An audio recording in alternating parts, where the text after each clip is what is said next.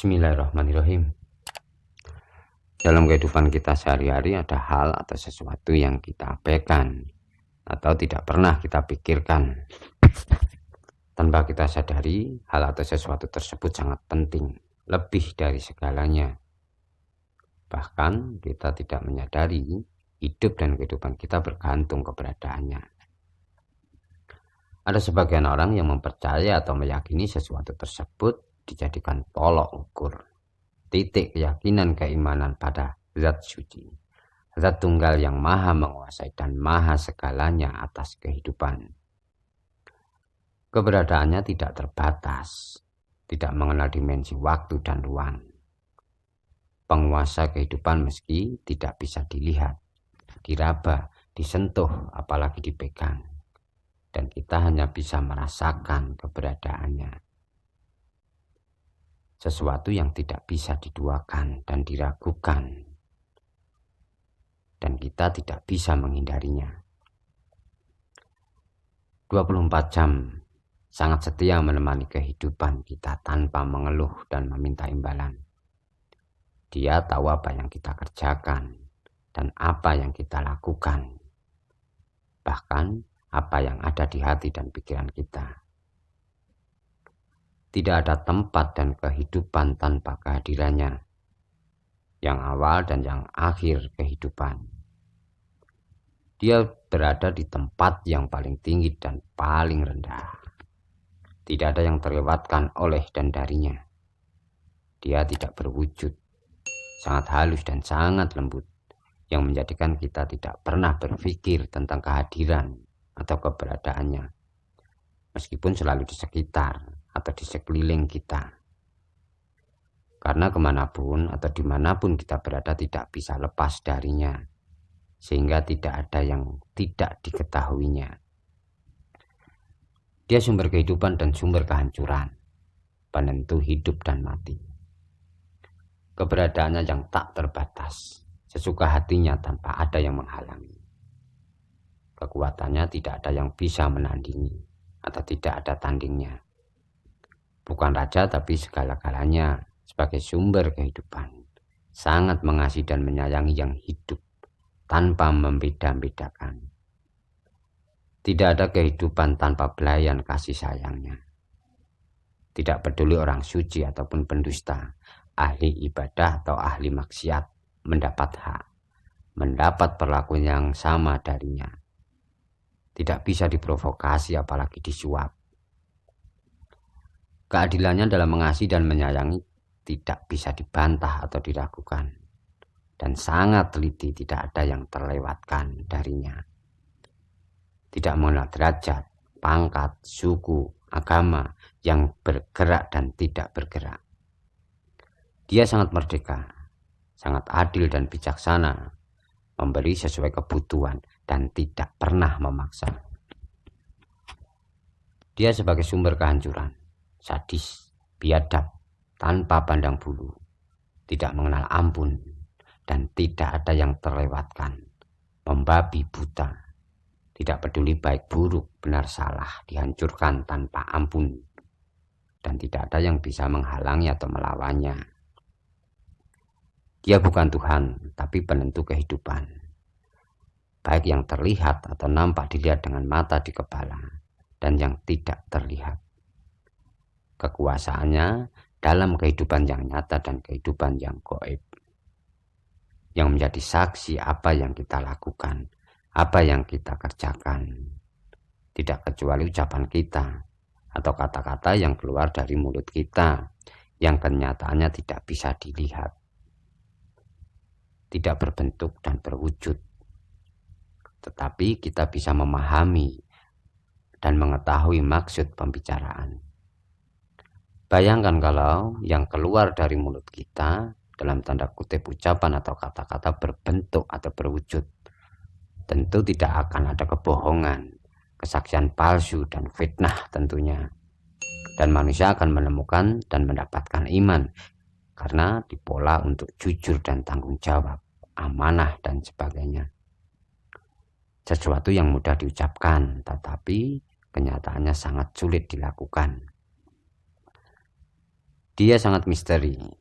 Kita harus mengakui dan meyakini keberadaannya tanpa harus mengetahuinya, apalagi menyentuh dan memegangnya. Sulit dimaknai dan diartikan, tapi sang penguasa dan segala-galanya. Bukan Tuhan, tetapi memiliki kesempurnaan sifat-sifat Tuhan. Bagiku, dia atau sesuatu itu adalah manifestasi Tuhan, penggambaran Tuhan, zat tunggal dalam kehidupan. Dia atau sesuatu itu tidak lain adalah angin. Jika kita meyakini angin manifestasi Tuhan, apa yang bisa kita sembunyikan dari angin atau dari Tuhan? Kita bukan siapa-siapa dan tidak bisa berbuat apa-apa. Subhanallah walhamdulillah wala ilaha illallah wallahu akbar wala haula wala quwata illa billahil aliyil azim. Angin sumber kehidupan dan juga sumber keilmuan. Banyak orang memanfaatkan angin yang masuk ke dalam tubuh untuk mendapatkan ketenangan, kekhusyukan sebagai dasar pembersihan hati atau jiwa. Dalam kisah atau cerita pewayangan, sosok Bimo atau Werkudara yang berusaha mencari susui angin atau sarang angin yang menurut cerita berada di paling bawah organ perut manusia. Dan untuk mendapatkan atau menemukan tempat atau titik tersebut dibutuhkan ketenangan, keikhlasan yang banyak dilakukan dengan posisi bersila atau meditasi.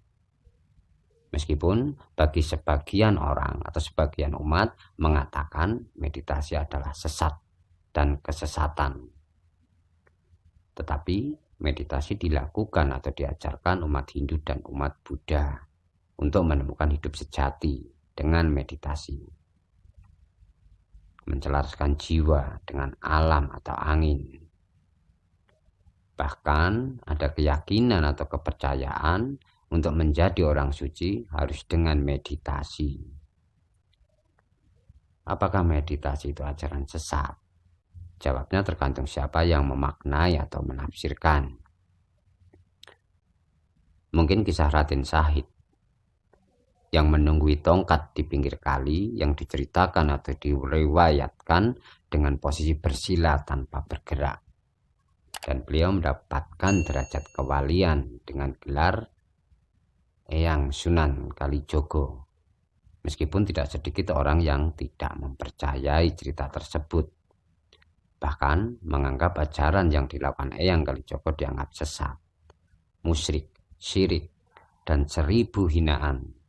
Bahkan sampai beliau wafat pun hinaan tersebut menjadi bunga yang indah, mengiringi beliau menemukan kesucian hati, kesucian sukmo, untuk hidup di zaman kelanggengan, zaman kasitan jati.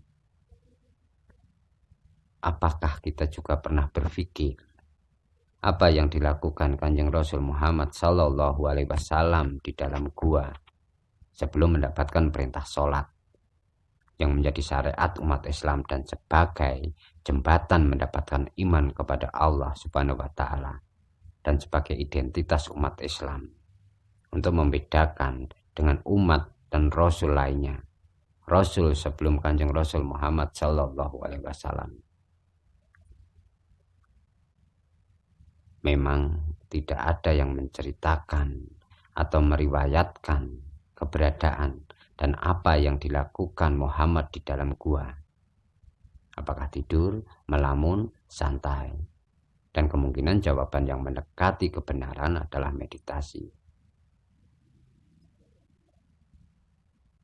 Penenangan diri lahir batin, jiwa raga, untuk mendapatkan kesucian hati dan pikiran agar dipercaya Tuhan, Allah Subhanahu wa Ta'ala. Orang yang dipercaya Allah sebagai penyampai firman-firman atau ilmu-ilmu Allah Subhanahu wa Ta'ala tentu harus bisa dipercaya oleh umat. Ada yang meriwayatkan beliau memperpanjang sujud di rakaat terakhir untuk menselaraskan jiwa raga dengan alam atau yang diistilahkan meditasi, meskipun riwayat tersebut tidak kuat pertanggungjawabannya, yang sering disebut hadis palsu atau tidak sahih. Apakah salah ketika kita zikir atau wirid dengan posisi bersila dan menselaraskan pernafasan atau mengatur keluar masuknya angin ke paru-paru sebagai sumber kehidupan? Kembali ke pribadi kita masing-masing dalam memahami dan memaknai, yang pada hakikatnya tuntutan iman kita kepada Sang Pencipta Tunggal, Zat Suci, Allah Subhanahu wa Ta'ala, dengan ketentuan yang diajarkan atau dilakukan oleh masing-masing Rasul Allah dengan kitab suci atau syariat yang dibeda-bedakan.